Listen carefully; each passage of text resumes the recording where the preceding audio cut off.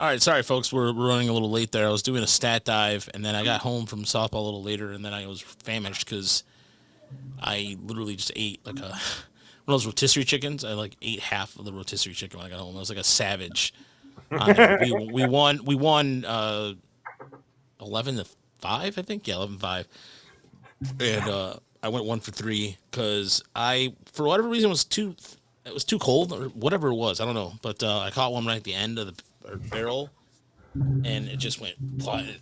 Yeah, but anyway. Roger, I'm just imagining like a feral Rogelio with like just he throws his baseball pants off and he's just crouched on the counter ripping a chicken apart, just eating it. Yeah. That's how you made it Yeah, sound. that's pretty accurate. That's it. That's kind of how it went down. Are you guys interested? What's up? Those $5 rotisserie chickens from Sam's Club, it's the way to go. Yeah, exactly. Uper, that is dead on. Yes. Would anybody like to see my swing from last week? Sure. Oh, it's a breakdown. All right.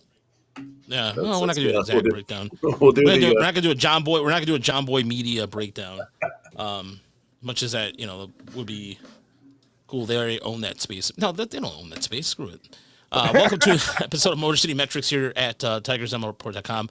I'm Rogelio Castillo. Alongside me is Uper, Mike, and Chris. And I will. You know what? Let's just. The Tigers won. We're gonna be talking Tigers the entire time. Don't get me wrong, but for anybody out there who's interested in my softball career, not really. There's not many people. Let's see if you got a toe tap. All right, here we go. This is my fabled swing here.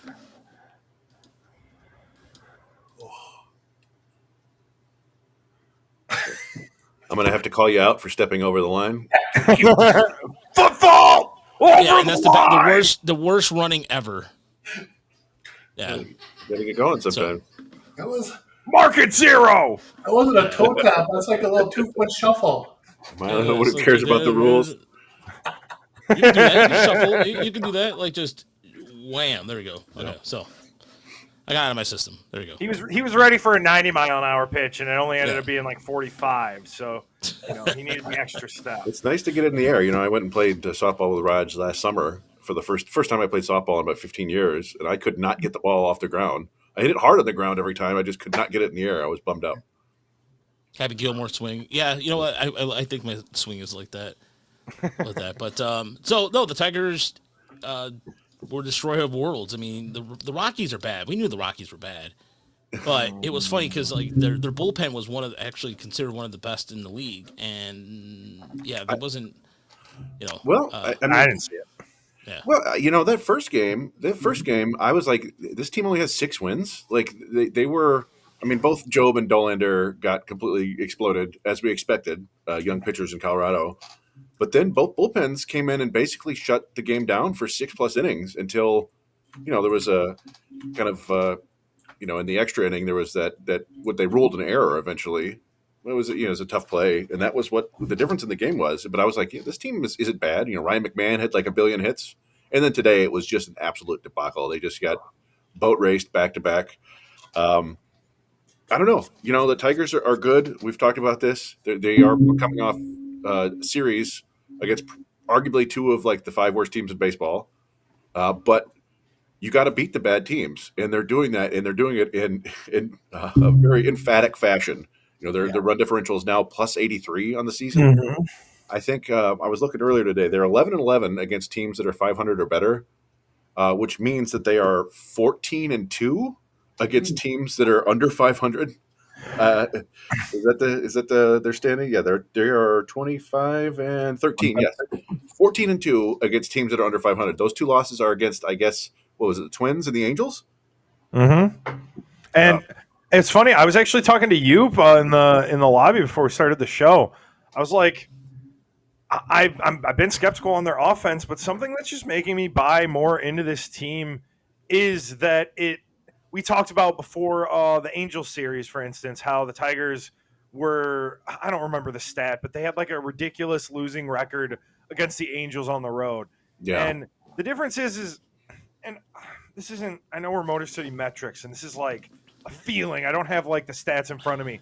But the reason that I'm buying more into this hot start is because it feels like Tigers teams that were pretenders would go on these road trips and they just fall on their faces. They would not win 6 of 7 against two really bad teams.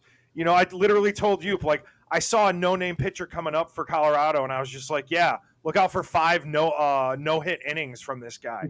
Like, it's just, and I told him I don't even really know why I think that. It's just, I don't know. When during the mediocre years, that's kind of what you felt like was coming. So the fact that they just did what they were supposed to do is simple and as cliche. As much as I hate it, as cliche as it is, they did exactly what they're supposed to do. If you take care of the teams you're supposed to beat, you're going to get into the playoffs. You know, like, really, that's all you have to do. Be 500-ish against the rest of the league, and you're going to be fine. So, I don't know. I'm starting to buy in a little more. I've been skeptical, but I'm starting to change a little more. More and more. Here's where I believe this team is legit. You didn't get a home run in Colorado until you hit scores run your 25th and 26th runs of the game until Cole Keith hit that 450 blast to right where he knew. I mean, it was a no doubter. That's right there. They're generating offense by working the counts, getting walks, having solid at bats, and professional at bats. I mean, I hate to say that cliche, but it's true. Like, we're not used to this team. I mean, we're talking like it was it wasn't too long ago where we had Victor Reyes and, he could strike out at 3 pitches and then be done with. They are able to work the counts really well. Zach McKinstry, Trey Sweeney's literally raised his batting average within like the blink of an eye. Like it's like literally like that.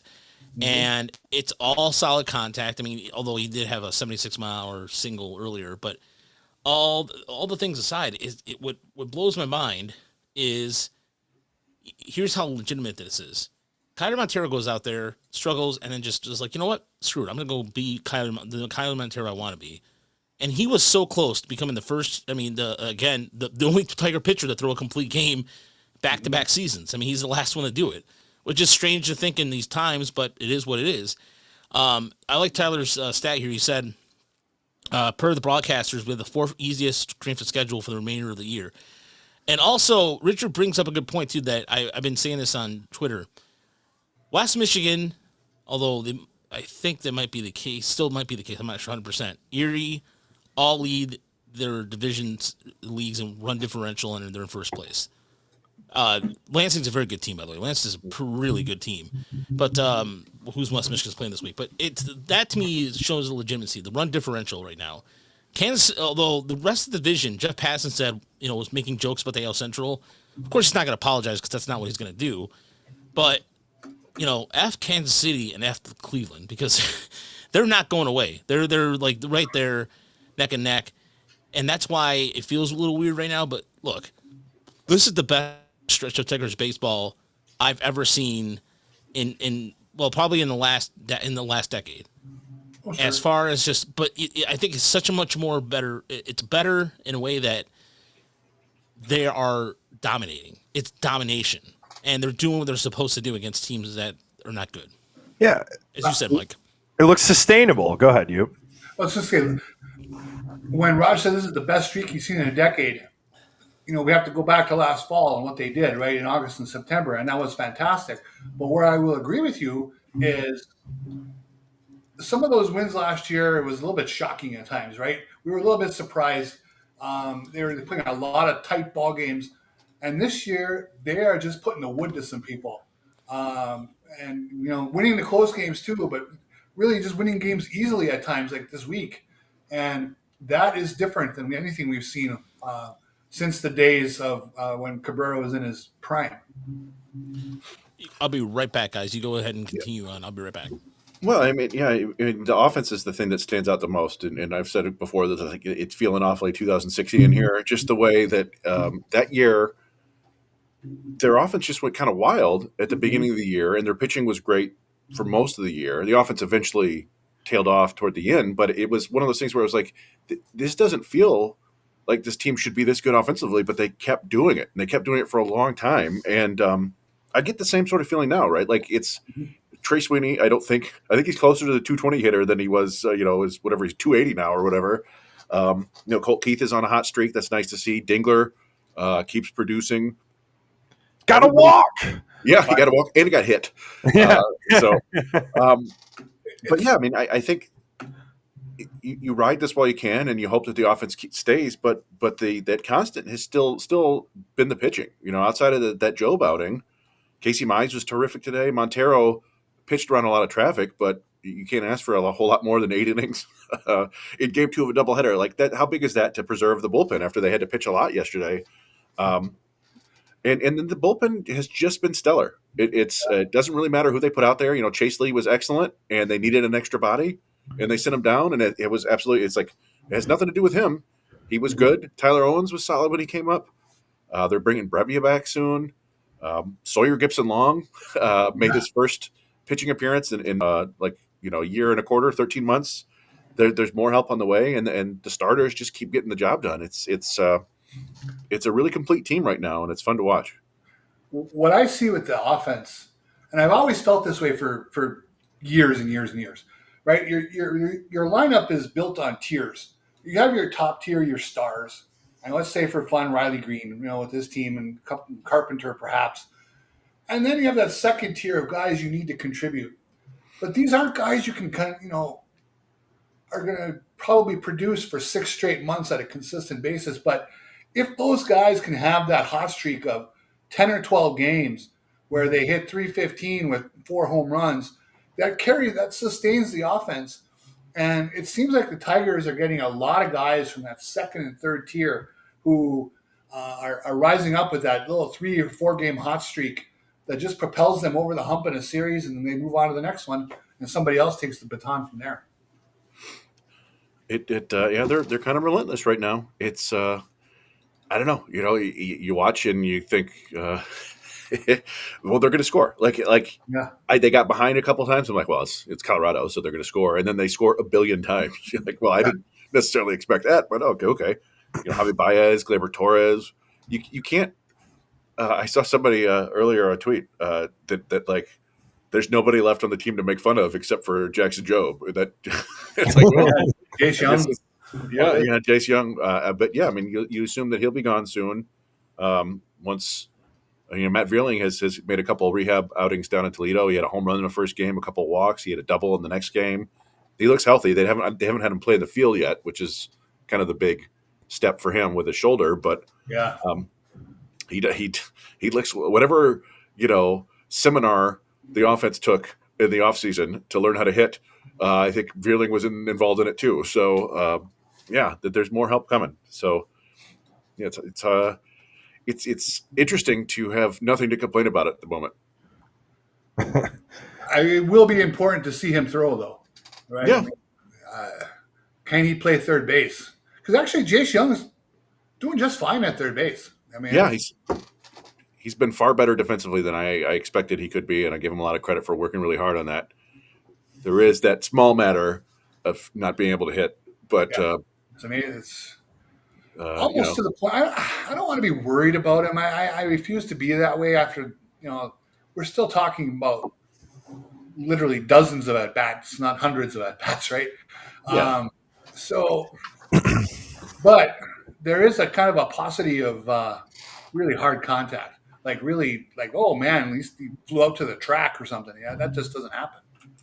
Yeah, it's there's nothing wrong with him going back to AAA if he has to, and I'm sure he hates it. But you gotta, this is a team now where you gotta perform, or else you're not going to play. I thought Malloy had a couple big hits lately, a couple good games, but he hasn't been doing a whole lot over the last couple of weeks, and it felt like he's probably not long for this team.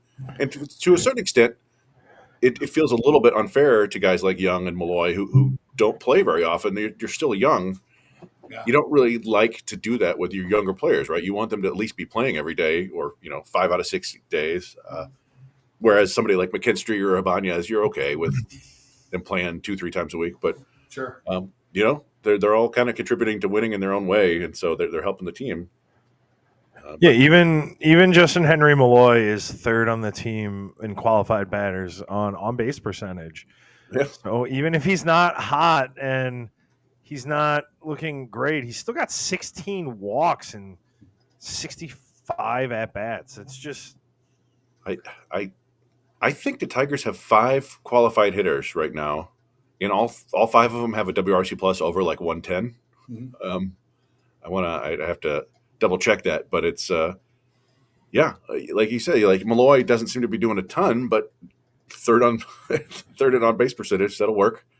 It's just a fun stretch of baseball, that's for sure. Going back to last August. And even Torkelson, I mean, he got off to the hot start, but then he was in the throes of a, like we talked about on this show. What's he going to do when he goes through a slump? I think he was nine. The last time I remember, he was 9 for 47 there for a number of games, right? So Yeah. he was struggling, and he hit a couple of home runs in Houston and LA, but he still wasn't putting up big numbers. Now, obviously, the Rockies were the tonic that anybody needs for their numbers, and he went 5 for 9 today. Had the big double in the 10th inning last night to break an 0 for 4 before that. So if he is starting to emerge, it'll be interesting to see against the 3 good pitchers this weekend what he can give them. Because when his bat is functioning, it really makes that middle of that lineup purr. Yeah, and that was the sort of thing we wanted to see, right? We didn't necessarily want to see him struggle, but we knew he would because it's baseball, and you want to see him be able to bounce back and produce. And so those were good signs.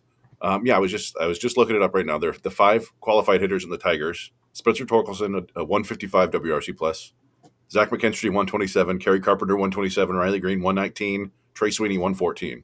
Oh, So that's great. Yeah, Trey Sweeney is now hitting 269 with a 269, 346, 387. So the power hasn't shown up, but he's walking at a 10% clip. It's boy, decent trade last year. I don't know. Like 2 weeks ago, I was like, I don't know, Trey Sweeney might go down, and it's like, well, okay. Remember he had those errors, and he had the 2 games where it looked like he might have had the yips throwing, which probably weren't. He's a rookie. People forget because he was on the team last year and took at bats in the playoffs that he still qualifies as a rookie right now. So mistakes are going to happen. And he had the bad game against the Royals, and then he had another game. I think it was at Houston. He might have made a couple bad throws, but other than that, he's been great, and he's really. I'm going to talk about him a little bit later. Something that I'm kind of wondering, ask for everybody's opinion. But yes, I think I had the same thoughts about a week ago, maybe a little more, with Javy Baez performing well. Once they got a real center fielder back, where was Javy going to play, and what was that going to mean for Trey Sweeney? Now it's a hell of a good problem to have if they're both performing. Yeah. So Trey Sweeney, after the Houston game, after the Tigers beat Houston, so right before they played these last 7 games against the Angels and the Rockies, Trey Sweeney was batting 198, 298, 275. Yeah. After the game today, he is batting 269, 346, 387. So he went from being a poor offensive player to above average in 7 days.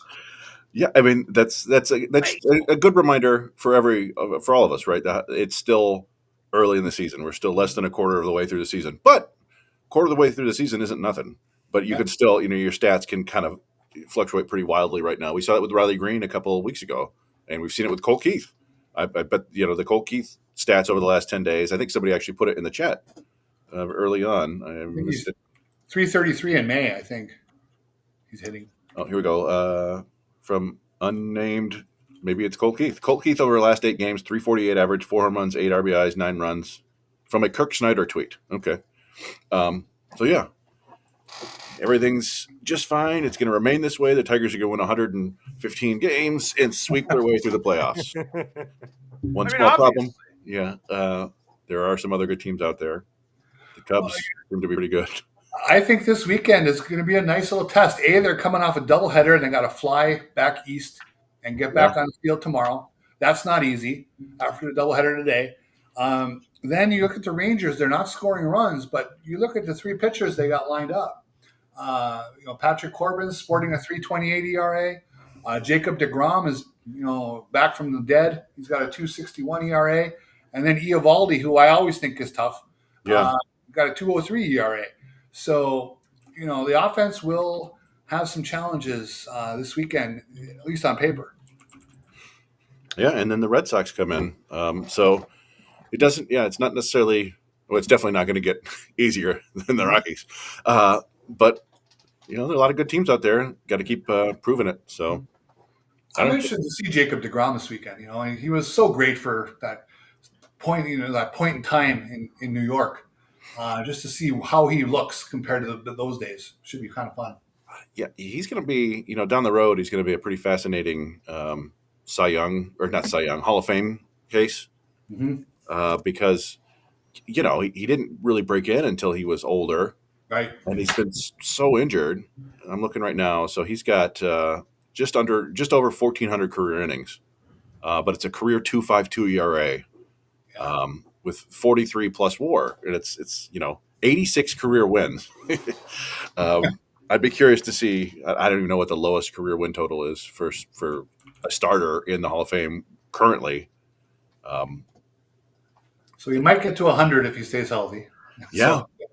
I mean, nobody cares about wins necessarily anymore, but it still is. It's kind of a traditional benchmark. I'm like, he hasn't made more than 12 starts in a season since 2019.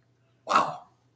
He's at 7 so far this year, and his strikeouts are way down, but his fastball is still 97.2.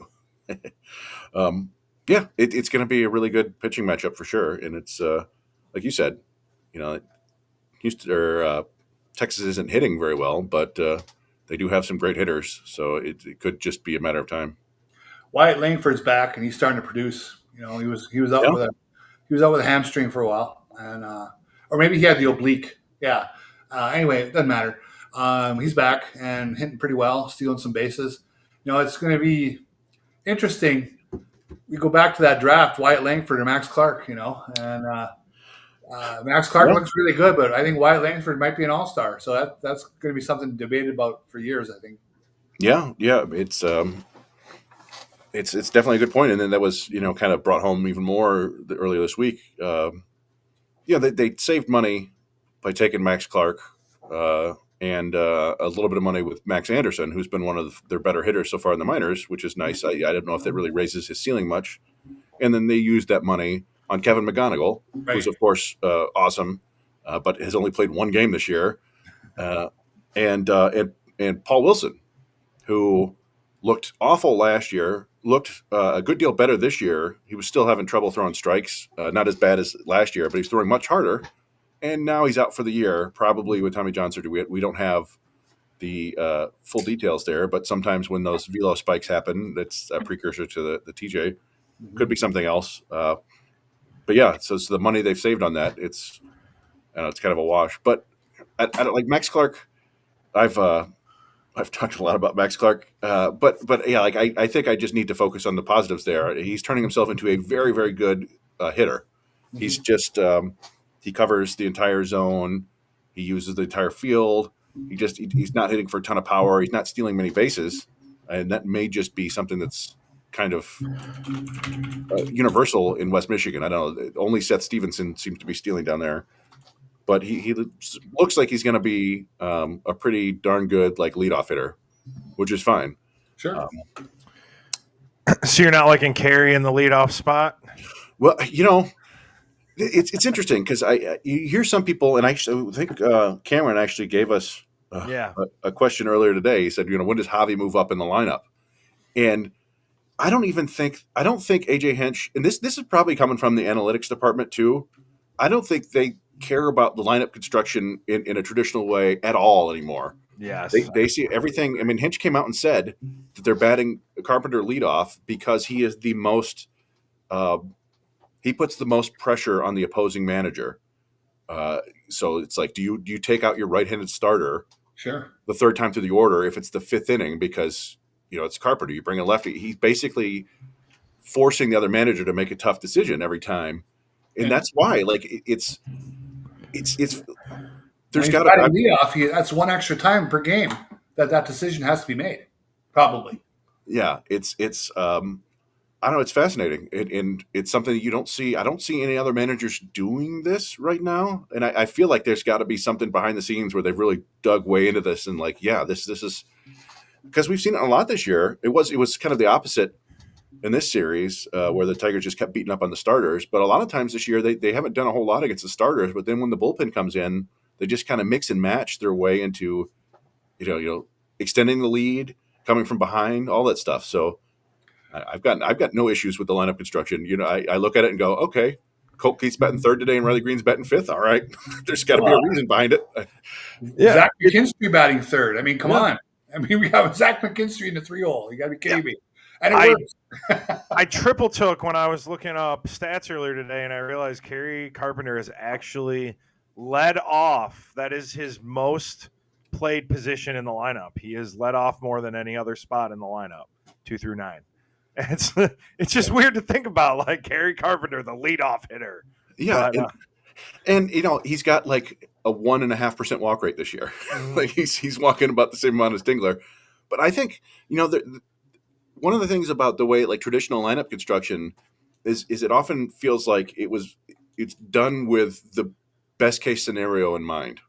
Like, oh, if this guy gets on and this guy gets on and this guy gets on, it's grand slam time, baby. Yeah. And we know that baseball is a game of tons and tons of failure. But like, I think if you don't look at it that way and you look at it as like an opportunity to get an advantage later in the game, then you got a lot more ways to maneuver. And I think that's kind of where they're playing chess when everybody else is playing checkers at the moment. Not maybe not everybody else, but certainly like Ron Washington, he got managed circles around. Wow. It was almost. I mean, I feel bad for the guy. He's an older fella. He's been doing this forever. Yeah. But my gosh, yeah. I'm talking about just playing different games, really, almost different sports. but like everything you're saying, Chris, is why, to answer Cameron's question, I don't think I see Javy being a 7 through 9 hitter, and I just feel like the more he produces, the more AJ Hinch looks at that as a valuable lineup or a valuable guy in the bottom third of the lineup.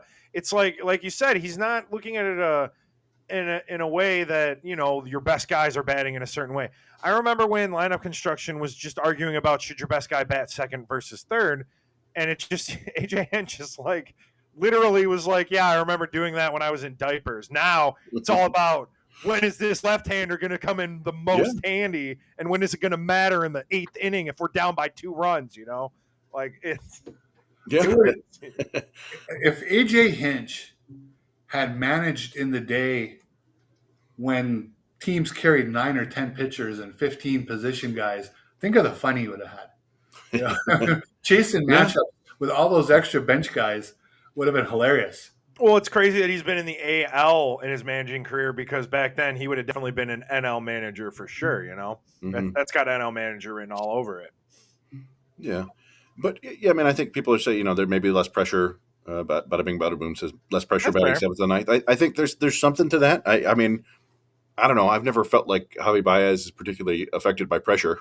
I think, yeah. I mean, part of it is like, yeah, he's got the track record of the last 3 seasons that aren't so, it's not so great. But I think you're right, Mike. It's like this is a guy who can knock in runs at the bottom of the lineup. They're going to have guys on. They've had people on all up and down the lineup. So somebody who's going to put the ball in play. And all this time, Baez has been great been in scoring position for some reason. So I don't know.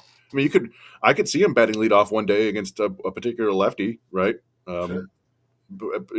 Especially if and when Parker Meadows comes back. You got Baez batting leadoff playing center field against a lefty, and then 5 innings later, Parker Meadows comes in, and there you go. I mean, yeah, I don't know. My opinion of Javy will always, like, I keep seeing people just talk about how he's like vindicated already, and I'm still hurt, y'all. So I think part of it is just I'm afraid to move Javy farther up. I actually think the pressure thing, bada bing, bada boom, brought up. I think part of it is that I think maybe that it makes sense for Javy to maybe not know. I'm sorry. I'm trying to think of the best way to put this. Just he doesn't need to be the guy. Yeah. He needs to be one of the guys. And putting him back where maybe they thought he was going to be, I just think kind of goes against that narrative. Being another one of the guys is just, I don't know. Again, not analytical at all, but yeah, and we know that for as analytical as AJ Hinch is, he's also terrific at kind of the psychological aspect of the game, right? Like that's psychology degree. Really seems to know how to. We talked about it before, like making everybody last year understand that just because I'm pulling you out of the game doesn't mean that I don't believe in you. It's just this. Mm-hmm. We have this guy on the team for a reason, and that's continued on, and I think that's a special skill to have. And it wouldn't shock me at all if he's like, he understands Javi's psyche and thinks, okay, this is the best place for him because the pressure is off. People at this point, people aren't really expecting anything from him. So, even though he's producing now, it's like, if he strikes out, you go, well, all right. So I don't know. Yeah, I mean, AJ, basically everything that they've done this year, I can't name more than one or two. I can't name any, but you just trying to think, like, I can't think of many mistakes that Hinch has made this year where I thought, well, that was a blunder. I think every now and then, when they fall behind, he has to get a little bit desperate. But other than that, there's nothing where I thought, oh, they got outmaneuvered there. I think the only thing I just, actually thinking about it, the only thing I could give him, I think maybe he's been leaving a couple starters in like two batters too long. Yeah, you're right. Yeah, I've thought about that with particularly Flaherty and Olsen. Yeah, Olsen. Yeah, for sure. Where it's like they're pitching well, and it's the fifth or sixth inning, and like okay, and then they walk somebody, and to me, I'm like, yep, get him out, and he goes like two more batters, and it's another walk, it's a hit, and then the runs come in, but I get it. The Houston game with Flaherty was the one where it really seemed like they were dialing in on him, even though he had gotten through the first 4 or 5 innings relatively unscathed. There was a lot of hard contact for fouls. There's some hard contact for outs. And then he came out to the 6th, and again, I trust Hinch completely. That's fine. But I was thinking mentally that night, this would be a good night for a 5 and fly for him.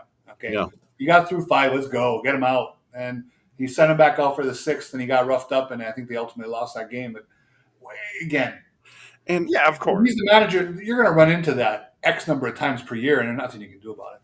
And I think there's something to be said for pushing it a little bit early in the season just to get those guys. All right, like you've got to get to the point where you can handle this. We're going to need you to do this later on. You're going to have to find a way to fight through this and get us through the 6th inning or something. But the third time through the order, you got to do it once in a while. So anyway, but as we said, there's very little to complain about and an awful lot to praise and chat about. So I don't know if there's anything else going back to Javy. No. Well, the idea that at his age and the limited time that he had ever set foot in the outfield, it's pretty amazing, really, that he has not done anything that looked goofy. He looks like he's been at the very least a part-time center fielder for years. Yeah, I'm gonna do another cliche. I always talk about how much I hate cliches, but I swear I say a couple every show. He's just a ball player, man. Yeah. And I know it's stupid, but it feels like in every sport there's that guy. It's just that's a football player. That's a basketball player. Javy Baez is a baseball player. He might not have ever played center field, but he's played baseball. And it's stupid that it's not – I think it's not any more complicated than that, Sometimes it is that simple, at least for the basic stuff, right? Yeah, I mean, and I think that maybe we underrate just how good of an athlete he is. I think – you could make an argument that he's probably one of the 5 or 10 best athletes in baseball.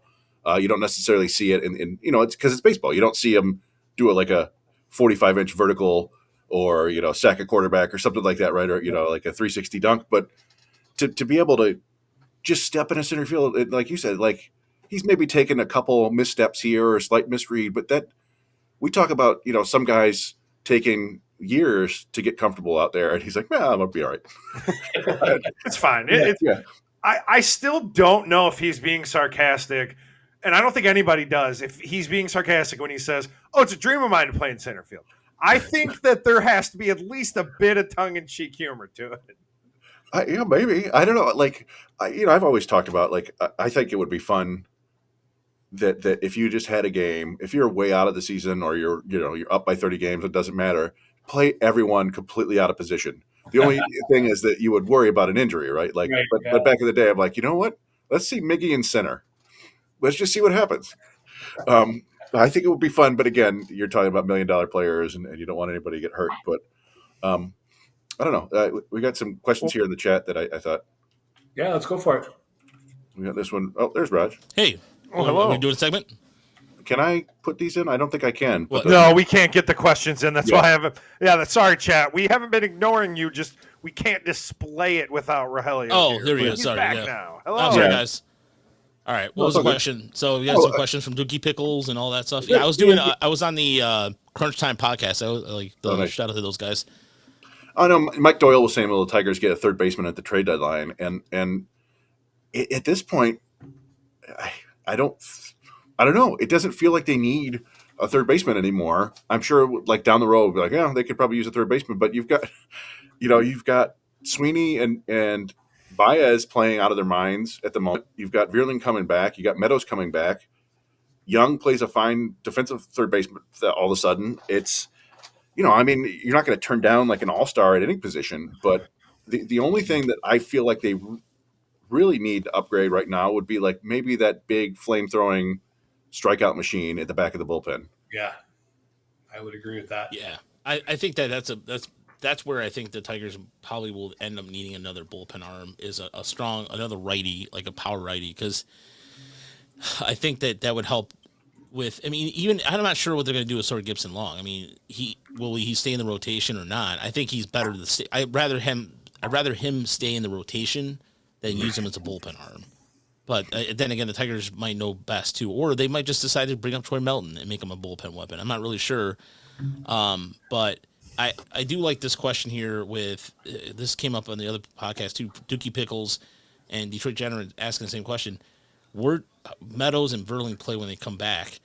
I think that's a tough question to answer right now, because right now Parker Meadows still even started his rehab assignment yet. So right now the Tiger probably, I'm hoping maybe by end of May, beginning of June, and we'll look at maybe probably mid-June, I'm assuming. Yeah, well, I mean, I think Meadows is on the 60-day, right? So he can't he can't come back for another 3 weeks or so. Yeah, I think it's May 29th or something. yeah. So, but yeah, I mean, I assume that they're going to give Meadows close to 3 full weeks of rehab wherever he's playing. And Vierling, we've talked about Vierling has already. Seth Alverson would be fun, but we've talked about before that the Rockies don't do anything that makes any sense. Trade for people. What? No, yeah, they like we said before, like they should be doing some sort of full rebuild, right? But they don't do any of that. They keep trying to like compete poorly. But yeah, I mean, I would assume that Vierling is going to play a lot of third base when he comes back. You do have to worry about the arm a little bit. He may play more, right field, left field. Hinch is kind of a master at mixing and matching and making sure all these guys get playing time. And for as good as Javy has been, I don't think he's better than Parker Meadows in center. He's shockingly close, I think. But I still think you want – remember Parker Meadows was the straw last year. He was involved in everything. And now everybody got caught the Parker Meadows bug except for him. So like you can just imagine him coming back and like if he's playing like he did last year, just this offense is crazy. Most of these problems solve themselves. Yeah. A 2 for 32 slump by Javy solves that problem if it becomes one. Anybody who gets off on a roll hitting will solve it because they're hitting. I always say this, if you hit, you'll play. And that's generally true. So, and then injuries. I mean, who knows between now and the trade deadline, if we're talking about them needing a third baseman, they might need something altogether different, because time will tell as we get closer. So it's always fun to speculate. Don't get me wrong. I'm all about speculation. We'll do that all day. But I think there's a good chance that their primary need isn't even known to us right now. Yeah, Uper, that's a really good way to say it too. And I think that, Griffin Jackson would actually be a good idea too. Detroit Generate, but yeah, I don't see the Twins just saying like, here's a guy that you can use. There's the unknown it's the unknown variable. That is something that, as of right now, who knows? There might be some. Bruder Hicklin might be the next coming of Ty Cobb for all we know. I don't, I don't know that for a fact, but there is one. If there's one thing that Scott Harris has done, or he's able to do right now, is that he's positioning himself to at least make a trade that they're going to have to trade a prospect or two, because you have all these Rule 5 decisions to make too. I mean, there's a lot of guys they have to make decisions on, right, Chris? I mean, there's like Well, 6 or 7 guys. The two I can think of for sure are Lorenzo and How You Lee. Yeah. Montalvo they didn't add, right? But they may have to. You may have to, yeah. Yeah, I don't know. I'm sure there are more. I haven't actually dug into it much, but it's good problems to have. Yeah, Colin, by the way, our poor Toledo. Colin. Yeah, poor Colin went to Toledo tonight, and the Mudhens got the doors kicked, or the doors blown off them. It was losing. Last time I checked, it was like 12-0, and he was giving me some High Lee updates. And we'll talk about that a little later. Did we do any of our segments yet, or no? You can start the first one right now. Let's do it. Wait, you guys did inside numbers or no? Nope. Okay. All right, here we go. Oh.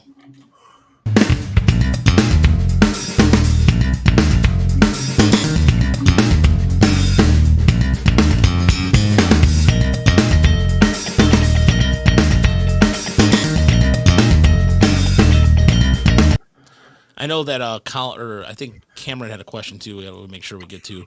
We did. We We went over it. We went over it. Okay, cool. Now we got it. Cool. All right. Uper, what is your insider number?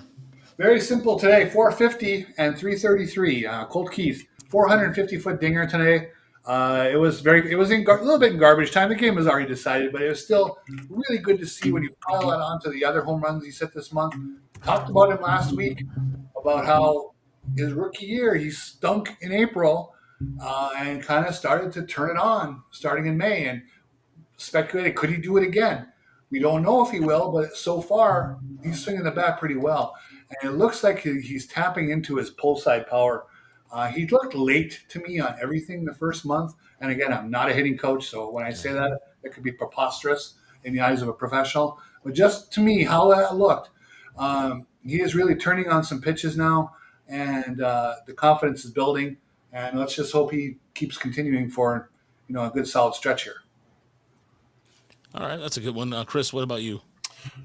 So mine is 9.23. That is the career ERA of former Tigers pitcher Elvin Rodriguez, who gave up 6 earned runs in 3 1/3 innings for the Brewers on Wednesday. That is the 8th highest ERA in Major League Baseball history among pitchers with at least 50 innings. He has now allowed 53 earned runs in 51 2/3 career innings. At least 4 earned runs in 3 of his 6 games this year, and he did it in 5 of his 7 outings with the Tigers in 2022. I don't even really recognize any of these the names that are above him. I'm sure. I recognize him from Ed O'Neill is one of them. I think he chose a proper career. Yeah, I was about to say, wait, I know that actor. Charles Little Giants. Yeah, Walter Thomas, Hayden Penn, Justo Dominguez, Charlie Stetcher, and Buddy Fields. And then Elvin Rodriguez. Right above John Van Benschoten. Oh, yes, of course. Yeah. Is he a Cardinal pitcher? Is that what he's No, he was on the Pirates, I believe. But okay.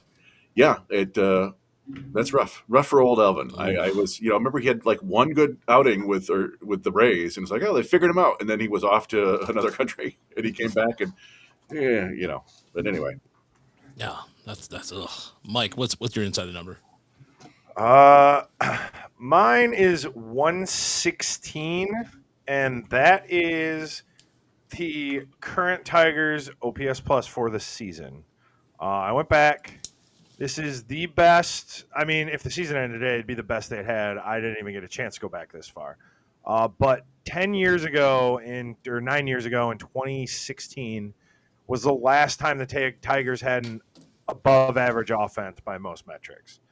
I mentioned that I did not think they did enough in the offseason to bring their offense up to league average. And if they could become a league average offense, this could be a dangerous baseball team. Well, 116 OPS plus puts them 5th in the league, or 6th, I believe. We've been talking about it all show. This offense still has another gear, and we see that with players that need to come in, and there are other players that really haven't hit their stride yet. There are guys going through slumps separately. I think that I just need to constantly mention that I was completely wrong, and I'm not saying this is definitely going to stick. They're not going to continuously be this crazy good offense, but it just doesn't. There doesn't look like an obvious sign that it will drop off considerably. So I think that this is going to end up being an above average offense, even if it's barely above league average. And it's interesting to watch. I've been kind of keeping an eye on this a lot this year.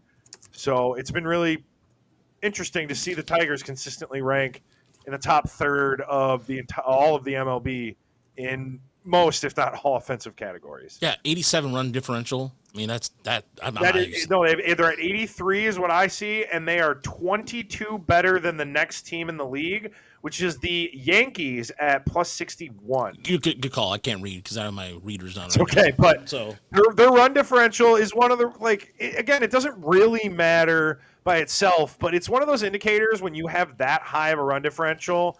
That means that the wins, you're putting it on. Yeah. So I don't know. It's been a lot of fun to watch it. I will say I think that it is very the sample size thing you can't use anymore. I mean, we're at the 40. We're almost at the 40 game mark, right? I mean, well, until we get to that 40 game mark. No, you're right. It's just I think I'm kind of pinching myself almost, Roger, because again, I'm like, oh, it's early, their offense, but like you're right. It's been consistent for more than a month at this point. Yeah. So. Yeah, you can't argue that. My inside number is 103.5 and 37. Those are my two numbers. And that is the velocity that Aroldis Chapman threw last night in a pitch against pitching for Boston against Tiger Killer Mort Krim. Well, not Mort Krim. Is it Mort Krim? Blaine Krim. Yeah, that guy from Texas. And he's 37 years old. And he's throwing out there, I don't know what, look, us Cuban people have some sort of strange powers that I will never understand because Cubans tend to be very good at baseball. But whatever drugs or whatever Chapman's doing, I mean, I know he's not exactly a model citizen or anything, but he's going out there throwing 103.5, just throwing gas, just ridiculous. Yeah, that's just absurd. Absurd. So it's just like you wonder what the Tigers would have if they had him in the back end of that bullpen. I mean, it's ridiculous. And so, but yeah, I thought that was like a mother's milk. Yeah. Oh yeah. Oh, I forgot about that picture. Oh, look. Yeah. Oh boy. It's a Cuban thing. It's a Cuban thing. Yeah. I don't know. I wasn't. I was close. I wasn't close to my mom like that. But anyway. Yeah. Nobody. Oh my God. Oh, that's gonna be the name of the episode, Mother's Milk. Wow. But so all right. So we'll address the questions here in a second. We'll continue to go on too, and Noah wants to know, will he still throw 100 at 40? No, if he still does that, then doctor should examine me because I love to see that. I don't think I bet he will. I don't see why not. I mean, Justin Verlander is 42 and can still hit 97, right? Like, and he never threw 105. No, I mean Chapman is the hardest throwing pitcher of all time, right? Like, there's not a whole lot of debate. You could say maybe like Nolan Ryan, but come on. Yeah. We got modern measuring techniques and so forth. Yeah, he's a maybe unicorn. There's no doubt. maybe Steve Dalkowski. Yeah. But didn't they say Bob Feller threw really hard too? Apparently. Yeah, Rapper Robert. Yeah, I'm sure he did. The heater from Van Meter. But yeah, so did Walter Johnson. But that was probably 90 miles an hour. Yeah. Everybody else is 82. Yeah. Yeah, it's hard to know. I mean, that would be one of the great uses of time travel. Like, I would go back and kill Hitler? No. No, Chris is bringing a radar gun back with him. That's what he's going to do. I'm going back and Bill intended. I'm bringing Walter Johnson and Bob Feller and Nolan Ryan from their prime. They're coming up, and they're going Cy Young. How good was Cy Young? Let's get these guys on StatCast. By the way, I do like Inktown's point here. Malloy looked good in the outfield today. He could be a serviceable defender.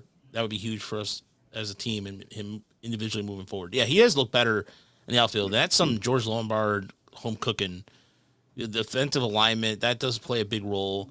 Like, admittedly, when I saw him in Toledo, I was like, I don't know about that, but he's a lot better again, the still the worst defender I've ever seen out in the outfield in Toledo, and you can yell all you want. If you probably would too, is Christian Stewart.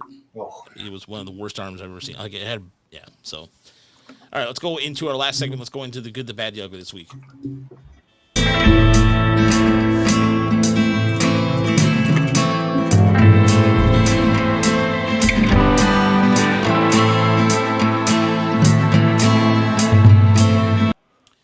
And unlike last week, where the Pirates, actually the Pirates for the second week in a row dominated the headlines in this regard because one of their workers pulled the Pootie Tang. If you've seen the movie Pootie Tang, used a belt and beat somebody who was being a jerk.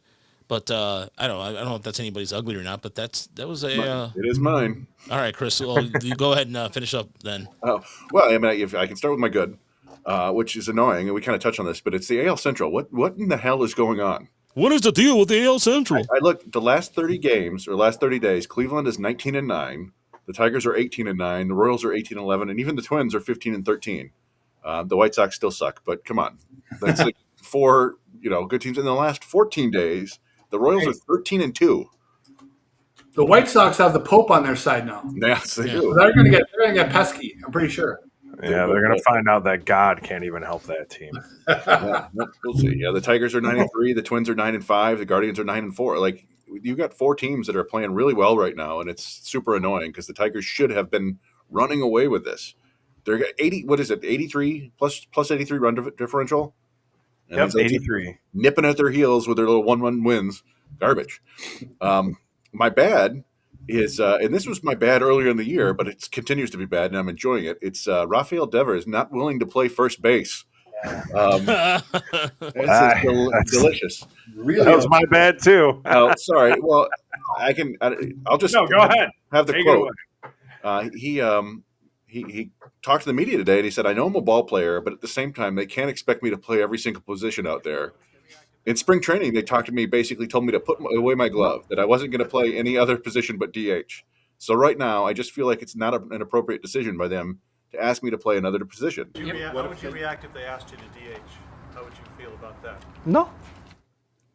It was the GM that I spoke with. I'm not sure what he has with me. He played ball, and I would like to think he knows that changing positions like that isn't easy. And this is, of course, because Tristan Casas suffered a pretty nasty injury that ended his season, their first baseman, and they signed Alex Bregman. And Devers is built like a first baseman and has played third base often like a first baseman. He's a great hitter, has been for many years, and I understand like there's certain things you don't ask people to do, but you can kind of compare him a little bit to what Javy Baez has done, right? And it's like, well, do you really care about the team that much? Yeah. I don't know. I'm kind of torn on it there because I get it from his perspective a little bit, but like, No. go out and try it, right? Like their alternative, I think, is they're bringing up some like 4A players, or they might force Roman Anthony, their top prospect, to play first base when he's probably more of an outfielder. But it just, I don't know. It's just a bad situation there, and all we can hope is that it continues to crumble, and then Alex Bregman is available for cheap. And my ugly, it's Pittsburgh. I don't know what the hell's going on there. Raj touched on it. You've got fans falling out of the stands. You've got fans fighting ushers. You've got ushers fighting fans, taking off their belt and slapping them. They're 1-9 in their last 10 games, and they fired their manager today because it's all his fault, of course. Certainly nothing to do with the ownership or the front office. And Don Kelly is going to be the new manager. Everybody's happy about that, but it's probably a losing proposition for him. That there's nothing going on there. And the thing that sucks is they've got really exciting young pitching. Right? We've talked. Everybody knows Paul Skeens. You got Jared Jones. You got Bubba Chandler coming. Just awesome young pitching, and they have nothing on offense and nothing coming. O'Neal Cruz is exciting and young, and he's awesome, but he's about it. Brian Reynolds has been a solid player for 3-4 years, but he's 30 now. Sure. Brian Hayes is a good defender, never much of a hitter. He's 28. And name one of their exciting pitching prospect or hitting prospects on the way up. I can't. They don't. Tuna's terrible. All the hitters they went and got in the draft the last few years have been busts or huge disappointments in some way. Nick Gonzalez, Henry Davis, Termar Johnson, all those guys are have not worked out. Connor Griffin is very exciting, but he's also in low A, and he's a guy who's probably gonna swing and miss at like a Gage Workman level. So it feels like they have to rebuild already, which is a disastrous situation to be in when you've got such good young pitching. So that's my ugly. And here's the fight. Here's the fight right here. And this guy spit in his face. Somehow the usher got suspended. I understand why, because he took off his belt.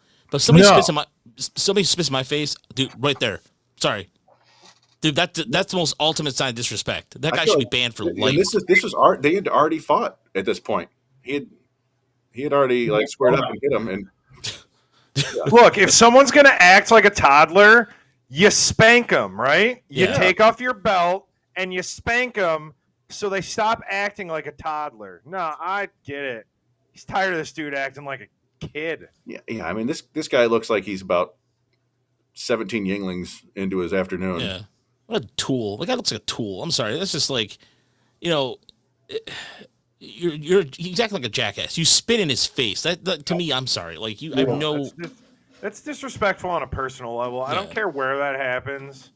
Like I'm a human being. That's I don't like that. Yeah, I like this comment here. Don't you think Andrew McCutcheon's a guy?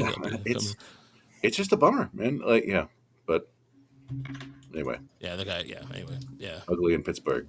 Yeah, Bob Nutting can't get it done. Anyway. Yeah, the whole even like the Roberto Clemente thing too. Like, don't forget that. Yeah, nonsense. yeah. I mean, I feel like I think I've had Pittsburgh as my ugly like 3 times already. It just keeps getting worse. I mean, Donnie Kelly baby can only work. I mean, I feel bad for Donnie Kelly because he is inheriting a crap roster, as you mentioned. There's just it's not fair because the manager wasn't the problem, and now he's gonna have a horse crap record as a manager right away. Like, I feel bad for him, but cool to see that he was the guy they thought of immediately. No search. Don Kelly's our guy. Yeah, they're like, we're not going to try. We're going to spend money to try. What? No, we're not going to do that. Matt Wood, I like what he said here. Somebody, and that's a good point, Matt. I didn't even think about that. It can be this misdemeanor assault and battery charge, and calling Bob Buttface. Sayonara Buttface. Sayonara Buttface. Okay, Uper, what is your good, bad, ugly this week? My good, we already talked about a little bit, but I just want to dive into it a little bit further. Trey Sweeney. Just an impressive week. 11 out of his last 17. I thought it was 12, but Chris reminded me that they changed that one hit last night to an error, and that's fine. Still 11 for 17. Batting average climbing, like crazy.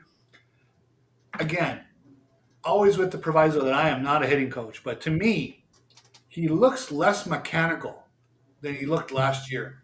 Something about how he is approaching things. He looks smoother to the ball. Last year, I just thought that, again, the only word I can really put to it is stiff and mechanical. He doesn't look that way to me right now. He's swinging a hot bat. And, I'll put it this way. You go 11 for 17, you're going to look good. Okay? I mean, that's you're not going to look bad. But it just seems like he has made some changes. And I'm interested to see how long he can keep up this productive streak going. And all of a sudden, maybe it's not Javy Baez's job as we speculated about once the center fielder comes back. So I mean, good for him if that's the case. Because I really like his base running, and I think defensively he's solid. Those couple bad games with throws, notwithstanding. So that was my good. I went with the good and the rad today. Nice. Keter Montero. I was impressed today. He kept. It looked like he had a lot of traffic on the bases. Every time he allowed base runners, he had 2. Okay, and that's okay. But in the end, he went 8 innings. He allowed 5 hits, 3 runs, and 3 walks, and he hit a guy. So 9 base runners in 8 innings. I mean, nothing wrong with that. He saved the bullpen for this week against the Rangers. That's a good thing. But more than not, even though against a bad team, but pitching at altitude, he showed that they have that depth lurking in the minors when they need somebody that they can, he took a good step forward knowing that they can bring him back and get him on the mound to help this team out, get through 162 games. So I have a feeling when we look back at the end of this year, he's going to be well north of 100 innings out of the rotation. They're going to have a need. Almost everybody does. And he must be up to what, maybe 20 something now. But I wouldn't doubt he gets a whole bunch of starts in the second half of the season. He's a workhorse. Yeah. And then I went the good, the bad, and then I went with the legendary. Chet Lemon died. Real bummer. I was gonna talk about that too. 70 years old. The man was a legend. Was he the best player on the 80s Tigers teams? No. But he was a consistent stalwart of all those good clubs. He was a steady performer, a defensive mastermind out there. People complained about his base running at times. Okay, fine. He liked to slide headfirst into first, and we're not supposed to do that. We get it. But, he was a steady contributor. He dominated the game from center field, much like Parker Meadows can do. Had a son make it to the major leagues. Had a baseball academy that turned out a lot of good players. Led a good baseball life, and it was sad to see him go today. I know he'd been sick for a long time, so but definitely a guy. He's never going to be mentioned with some of the Hall of Famers, but he's definitely with the Hall of Very Gooders. I was just gonna say that's a good way to put it, Uber. I mean, if you look at his career, one of the things I did a tribute article on him today because the thing is that when he was a guy that was just a steady performer. When he put up a career WAR of 55.7. I mean, that's really good. I mean, if you think about it in the grand scheme of things, for the center fielders, I mean, you had in the 70s, in the early 80s, you had Rock Raines, Ricky Henderson. It's overshadowed. There's so many good center fielders at that period of time. And it was just a steady performance, just year in, year out. He led the league in doubles in '79. He made a really good catch in Game 3 in the World Series against Steve Garvey. His back turned, did a really good job. But the one thing that stands out to me, and I don't think it gets talked about enough, is his impact on youth baseball. The fact that this is before, right now, for example, I was talking to my brother, there's tournaments all the time. It's a big circus. And he was doing this before that. I mean, the academy, that stuff, the specialized stuff, he was a kind of a pioneer in it. Really, he was. Mm-hmm.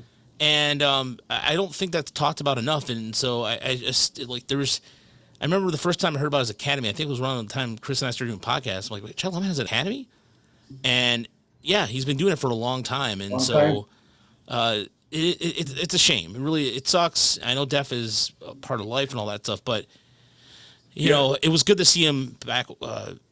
Chris, were you there for when he was in town in August? Did you? I was not. No, I didn't. I didn't come down to the '84 reunion. Yeah, you were sending videos, but I don't remember where I was. Yeah, he was West Michigan or something. Yeah, he was. Oh, yeah, that's right. Yeah, you were at West Michigan. It was just good to see him out there and his family. Like I said,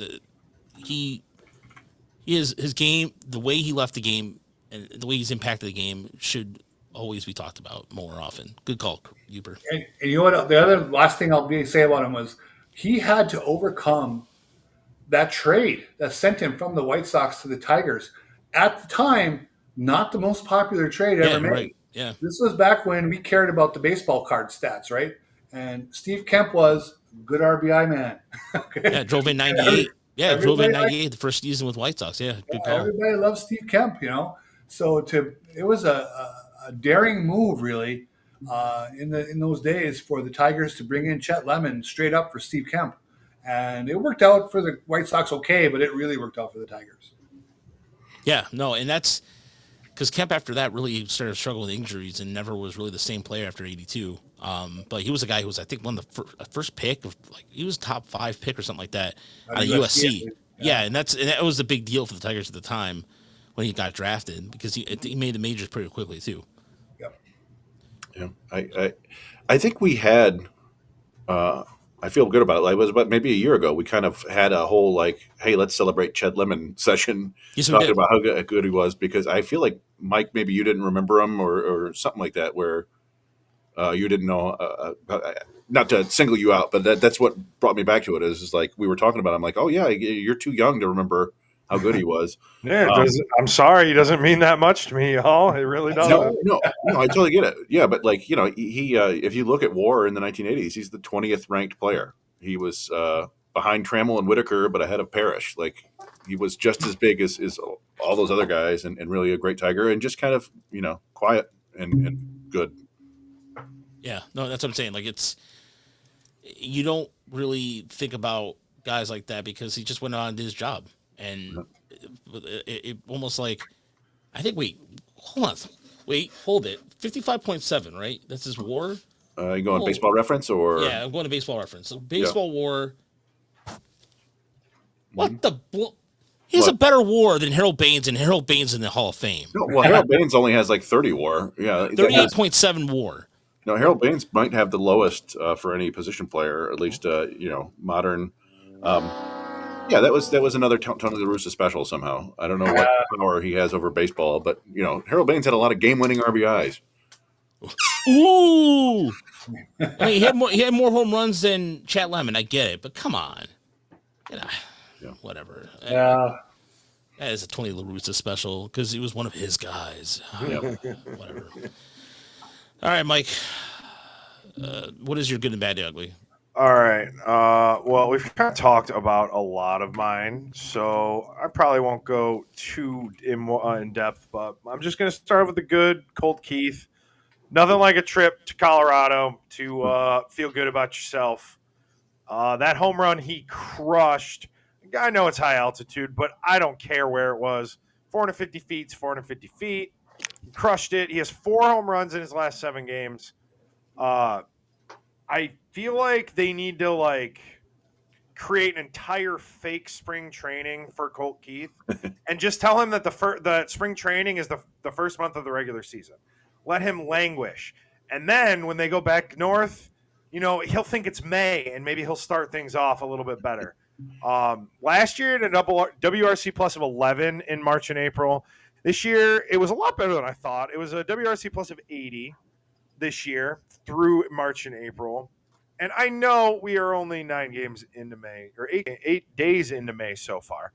But in 2024, he ended with a 152 WRC plus, which is 141 higher is what he had for May. And this year he's at 231 for I think the 6 games he played. So I don't know. Is this how it's always going to be? I hope not, but it's weirdly consistent because that's about 151. So he rose it almost the exact same amount. You started off a little better than he did last year. It just super interesting. Yeah. I still believe him. I'm not worried about Colt Keith at all, but it is troubling to see this awful of an April right away 2 seasons in a row. But go ahead, Chris. I was sorry. I just did a quick StatCast search on the fly because I don't know. I didn't think this earlier, but he's the 9th Tigers hitter in the StatCast era to hit a home run 450 plus feet. Oh, there we go. Yeah, Badu, Baez, Cabrera, Candelario, Green, JD Martinez, Ronnie Rodriguez, and Justin Upton. You see Badu? Yeah, Badu. He hit a 450-foot homer against Zach Greinke. By the way, speaking of Badu, there was a guy who did a breakdown of his home run on Twitter, and it was a guy who was well done. He talked about the distance because he did in Woodtesta, and we had a lot of comments going, "Oh, 4A player." The guy hit 500 damn feet. I don't care if 4A or not, but that's damn. Yeah, go ahead, Chris. Yeah, StatCast had it 460, and the guy was like, he zaprudered it. He was amazing. He went zoomed in slow motion and was like, "This is 460 feet, and look how much farther this is." I was like, "Hey, man, I don't know the science behind this, but I applaud the effort." Yeah, so especially find that. Yeah, if you can, it's on our Twitter. We put it on our Twitter earlier today. Chris highlighted it, and then there was one part where he shows the security guard all of a sudden he just goes, "Oh," because he didn't expect the ball to come in. Yeah, and he scared him. Mike, was there anybody else? I'm sorry, I just want to make sure. Huh? You good? Yeah, okay, no, that was just my good. Yeah, that's all. Okay, all right. No, I just wasn't sure what the bad and ugly part of it, but I mean, I have them, but continue. I'm sorry. Yeah, I was just gonna say. Go ahead. I'm sorry. I misunderstood. So, I mean, we talked about. I'll just run through them real quick. Just touch on the Rafael Devers situation. I'll go in a little different angle though. Just it's weird, and I think Chris touched on it too a little bit. But it's just weird seeing Rafael Devers come out and say that he doesn't understand why he's being asked to do something different when it seems like the Tigers look at that and they're like, wait, every team doesn't do this? Like, the Tigers are getting asked to play third base, shortstop, and center field all in the same week, How would you feel about that? No. It's just interesting to see that's like, we know it's not normal, but the fact that it's out in the forefront like this, that another player's openly like, I have no interest in doing that, it's still worth highlighting that it takes more than just telling a player to do it to get them to buy in to helping the team in any way that they can, like they didn't, there's more to it than that. And it's worth pointing out. What an asshole. Well, I mean, I think not to keep butting in, but it does kind of remind me of we also had Miguel Cabrera willingly move from first to third base to make room for Prince Fielder without, like, he was excited about it. Yeah. And then the opposite was, I remember Brandon Inge made a little bit of a stink, right, about having to go back to catcher. I mean, not everybody is quite the team player that Baez and Cabrera have been so far. Yeah. So if you're Boston, do you look to move him? I don't think they can afford to. Where to, though? I mean, good who's going to hitter. buy? I mean, they do have a bunch of good young prospects coming, and Yeah. If he's a bad teammate, though, I mean, that's not going to matter. I mean, if he's going to be a dick, he's going to be a dick. and it's a lot of money and a lot of years left. Yeah, but then again, everybody said that Gleyber Torres was this guy who won't play. I mean, it's true. He may not be able, doesn't want to play anything but second, but that's also in the New York media also. Who knows what the rule was with that, but Gleyber Torres has been fun to watch. And you know what? Thank you, New York. Well, that's cool. I'll take a guy who can, go ahead, Mike. I've just what you said. I've heard a bunch of New York fans be like, "He's your problem now," and I'm like, "What? Thank you. What do you mean? What the hell does that even mean? What kind of stupid crap is that? Like, I've heard that phrase so many times about him this year. It's the worst thing he did was hit like 42 home runs in his second year, right? Like that just set expectations wildly high, and it wasn't his fault. It was the stupid rabbit ball 2019 season, I think. Yeah. And so when you don't do that again, everybody's like, be more Aaron Judge. Be more funny. Yeah. All right. Go ahead, Mike. But just real quick, my ugly, and then I'm going to have to cut out y'all. But I also just wanted to bring this up. I listen to a lot of Tigers games on the radio. I love Dan Dickerson so much. Reason I'm even doing this in the first place was because I used to listen to Dan Dickerson every day working. Listening to Colorado Rockies fans, this is my ugly. These poor fans. I did not hear this at any Chicago White Sox game last year or see it. But that team, those fans have nothing to cheer for. The Rockies scored what? In those last two games, they scored 3 runs. The crowd went nuts on every single one of those runs scored. They got 2 sac fly runs, one in the 9th inning and one in the 5th inning in game 1 of this doubleheader. And in that 9th inning run, the Tigers up 11-1. That crowd goes nuts. And my first thought was really, I was almost heartbroken because I'm just like, they know that they have nothing else to cheer for. They know they're not going to be cheering for a lot of wins. They're not going to be cheering for a bunch of crazy good plays. No, they're going to be cheering for every run that their team can scratch out because it's not going to be very many. And I mean, credit for them to going. And I know Colorado Rockies fans have always kind of been known to go even when the Rockies are terrible, which is, seems like it's a lot lately. They always show up. So maybe that's part of it. But just hearing it on the radio, them losing their minds, and even Dan Dickerson chuckled a little bit when it's like, it's 11-2 now, and the crowd's cheering as if it's like a 1-run game all of a sudden. I mean, more power to them, but I'm a little heartbroken for Colorado Rockies fans.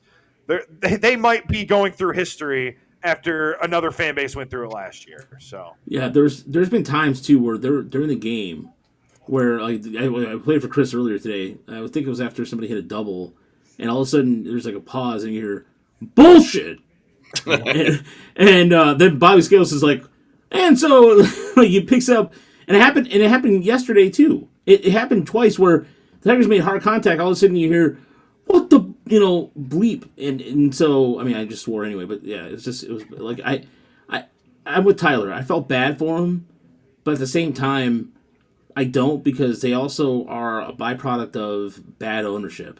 Like their fans will their fans will go up no matter what. Like my buddy, my brother-in-law, his brother lives out there. He lives like 6 blocks away from there, and he said that there's walk-up crowds are ridiculous. Like I mean, if you're gonna go to a game, you might as well go early and get there. And so yeah, it's a shame, but at the same time, like I was watching the Rockies feed yesterday, the announcers, and I showed Chris this picture. They had, you know how bad it is. They were celebrating little Troy Hawkins graduating from New Hampshire University. Yeah. And they have this picture of because LaTroy Hawkins is now I believe in the front office in Minnesota, and he pitched to the Rockies twice. That's how bad it was. So, Mike, have a good night, man. I know you got to get out of here. See you, man. Have a great night, everybody. You too, man. Bye, Mike. That's how bad it was getting yesterday. So tell me this. This is what I was thinking during a couple of these games. How many Rockies position players, especially pitchers for that matter, do you put on the Tigers roster right now? We'll take that guy. Position players, or you said pitchers? Anybody for that matter. Maybe a couple of those bullpen arms. Yeah, give a couple of bullpen arms. I wouldn't mind that. Ryan McMahon. No, yeah, he had the 4-hit game, but he also had 4 strikeout game, and he's back to hitting like 170. Like Michael Toglia seems to have some stock and stuff, but they're just filled with up and down players. Brenton Doyle has turned himself into a really solid player, and he's a very good defensive center fielder. But I don't know, at his best, he's kind of a right-handed Barker Meadows. Yeah. I don't. Halverson would be fun to have for sure. That's. They're kind of like Pittsburgh. Even their top draft pick last year, Charlie Condon, is he just came back from injury, but boy, it was a rough start to pro ball for him. Give me some Jake Bird though. Jake Bird's really good too. I like Jake Bird. Was he the lefty reliever or just the righty? Yeah, he was the guy who came in right after in the first game, right? Yeah. He looked great. He was a lot of strikeouts. Yeah. It's kind of odd to think that. I mean, they always have one of the best relief corps by WAR because they throw more innings in relief than anybody else. But they did have, those relievers came in and really held them in the game for the most part. It makes you wonder if maybe they should just go full pitching chaos. I was thinking the same thing. Yes. But they've tried everything, right, over the years. Yeah. Sinker they've ballers. Guys who throw sinkers for ground balls. They've tried getting all premium velocity guys. They've, everything. They dabbled with 6-man rotation, and really, I think what Rod said, it comes down to the ownership, where it starts at the top, and they're always fighting uphill. They're a dead franchise. Yeah, and I feel bad because Denver's a very good sports town. Very good sports town. They're loyal Bronco fans, Avalanche fans. They're even their soccer team. They have a lacrosse team too that does really well. The Mammoth, which is now the second Mammoth team behind the Utah Mammoth. Yes. They do very well, and it's a good sports town, and it's a shame. So my good is all Tiger. So my good and bad, the ugly is all Tiger based. So allow me to explain why the Tigers are ugly here in a moment. But my good, and it's a guy who I know doesn't really get a lot of I'm not sure how long he's going to fill in, but Thomas Nito has done a very good job. And the Nuggets, too, duh. Thank you, Tyler. Shout out the Nuggets. They didn't win a championship or anything. They have one of the most, guys. That's a fun team to watch, too, during the playoffs. The Nuggets that's a fun team to watch. Thomas Nito is batting .360 in his time here. He's done exactly what Tigers need him to be. A good, solid backup catcher with an arm and good framing rates. And that's all they need him to do. And he's filled in the role very well while Jake Rogers is out. And so it's going to be weird to see him go back at some point when Jake Rogers is ready to come back. But, I think he's kind of an unsung hero a little bit. But he goes out there and hits. And he's been hitting the ball hard, too. I think this is the hardest exit velocity he's had in his career, I believe. And so whatever he's doing, whether it's how legitimate or not, regardless, I think Thomas Nito, who, by the way, switched his number to 0, which is sweet. Mm-hmm. That's awesome. First Tigers ever. First Tiger to do it, yeah. And that to me is awesome. Like, the last, I think, when I think of players double, I think of 0, I think of Orlando Woolridge when he played with the Pistons. There's 00. Robert Parrish, 0? Robert Parrish was 00. Gotcha. So then I was thinking of William Bedford, former Tiger or former Piston who was 00. Orlando Woolridge was 0. I think there was another guy who was 0 recently. I can't remember. Anyway, but not to see a Tiger player like that. That's cool. That's really cool. And so that's my good this week. The bad is the fact that the Tigers left or leaving Colorado, and it's just because like the fact that is like it's just bad because they don't get to play the Rockies and they have to come home and play Texas, who has the worst offense. They fired recently their hitting coach and they hired Brett Boone to be their hitting coach. So they play a bad Texas Rangers who are in the middle of a transition right now. It's not the same Rangers that people expected. And my ugly, it's not even ugly. It's the impressive. I'm gonna give rid of that. AJ Hinch, 900 won his 900th win. That's impressive. Yeah. So props to Hinch for doing that. And there was talk about this in the chat, and I completely agree. Everybody is fired up to play. That clubhouse is a good, well-oiled machine. It really is. Like you look at the way he's being utilized in the bench too. That is like what we're looking at here, ladies and gentlemen, is a professional manager. And what I mean by that is, simply put, when people ask about Baez in the lineup, like why is he not going to bat like in the top 4? He hasn't batted in the top of the lineup since 2023. Leave him the way he is. It's like he is like what people are saying in here.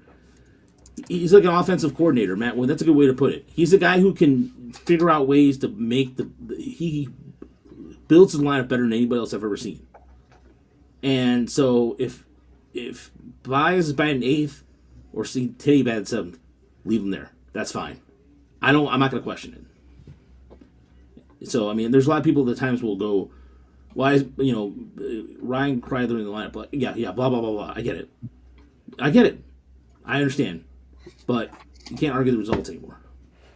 At the moment, at least. There you go. Yeah. It's the most fun I've had watching the Tigers. Since last year. But it feels realer now. That was all like a weird dream that like, could this possibly happen? And like, whoa, that happened. This is like, all right, well, you head into every game expecting them to win. And we know it's baseball. They're going to lose 60 to 70 games probably, but I don't know. Like, I think I predicted 84 wins this season. So, yeah, I was with you there. I was 80-45. And I was being conservative because I'm always conservative when it comes to this, because I'm not afraid to have egg in my face, but it's just, you looked at the offense on paper. You look at a guy like Dylan Dingler, who's coming in unproven as a catcher, as far as like numbers. McKinstry showed like glimpses. No one expected, but the Baez thing is the biggest, to me, the biggest resurrection of them all. And so without Verling, without Meadows, no problem. And that's all because of Hinch, all because of AJ Hinch. Simple as that. I was impressed to hear someone said Hinch called Torkelson last year. Every day he was in the minors for a check. I think it was. I think Dickerson was talking about. Or no, it was it Dickerson or Benetti or yeah. But it's that kind of attention to detail, because those managers, I mean, there's a lot. They're dealing with a lot of dudes. That's fitting that in every day took some commitment and showed some belief in Torkelson. Yeah, no, that's and then even to have the situation they have where Torkelson was clearly they built over Torkelson. They're like, well, Keith, we're making him play first base. Torres is coming in to play second, and have those 3 guys all up and all producing now is a remarkable feat of like ego juggling, right? Like it's. And you give credit to the players too, but obviously you give credit to the whole organization for being able to make this happen and give these guys the resources to get through it. And with Javy in particular, my brother was talking to me the other day. It's like, well, he still doesn't stop swinging at those sliders along the way, and that's the thing. He always did that, even when he was at his MVP level best. Right, that was who he was. What we weren't getting the last couple of years was the damage on the pitches in the zone.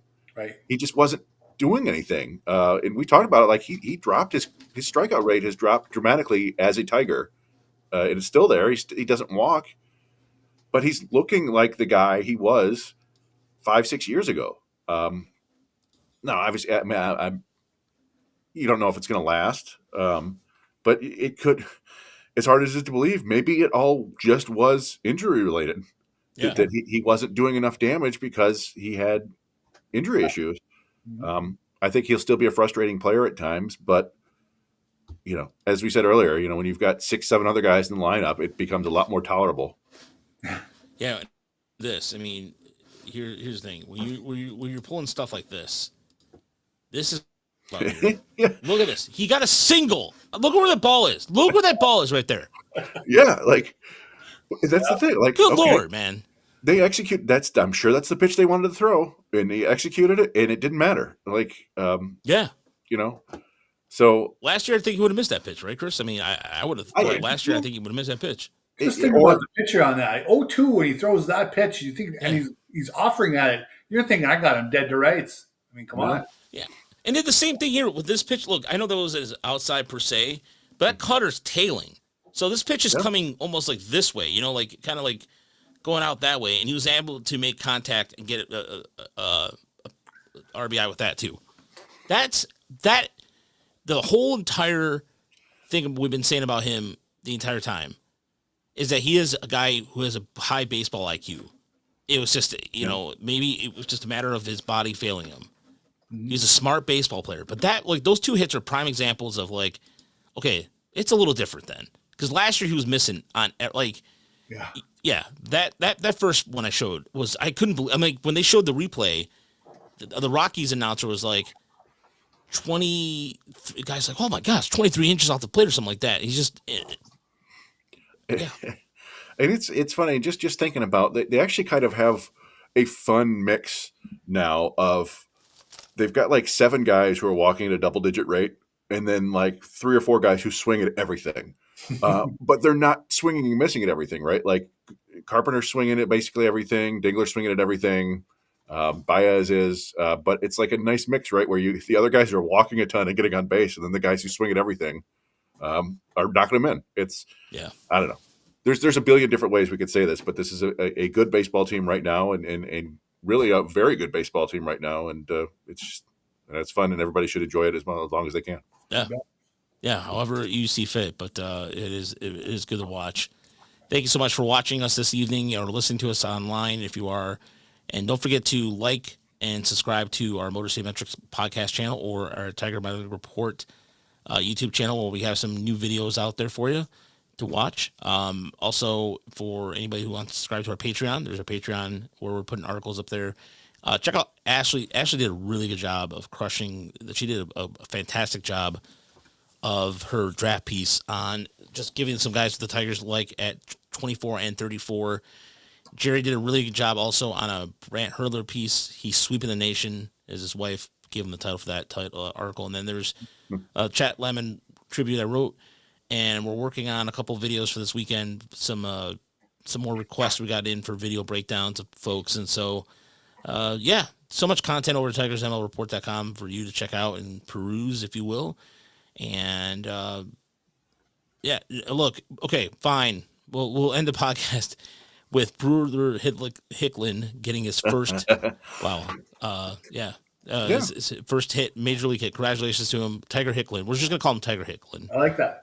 Tiger Hicklin. It makes a lot more sense. Whether he sticks around or not, who knows? I know that John Brebria was in the house today, but he's not scheduled to come off the DL till tomorrow, I believe. So who knows what they're going to... Oh, Chase Lee got sent down. He got optioned down, right? Mm-hmm. Yeah. So, which we talked about that's where they are now, where guys are getting sent down just because they can be. It's not because they did anything wrong. It's like they needed the extra body, and he did his job and left. And I'm sure they let him know about it before he went out and pitched well. So at least I hope they did. And Brewer, that's always fun. He's 29. Yeah, he's one of those guys who's always been tooled up and has just never really gotten a chance. And he's not really going to get a chance now either. But it's fun to see him get that knock and that other knock and then that steal. Looks like that dude can really run. Yeah. He stole 44 bases last year. He looks a little awkward when he runs in the outfield. When I saw him in Toledo, I'm like, it was a little different, but he's covering a lot better. He's covering a lot more ground. Stay classy, everybody. We'll talk to you for everybody on Monday for the Monday recap on the Tiger Monday Report. The Tigers start a 3-game series with the Rangers starting tomorrow. Scuba will take the mound. Happy Mother's Day, or however you celebrate that day, whatever role you play in somebody's life. Hopefully you have a good weekend. We'll talk to you soon.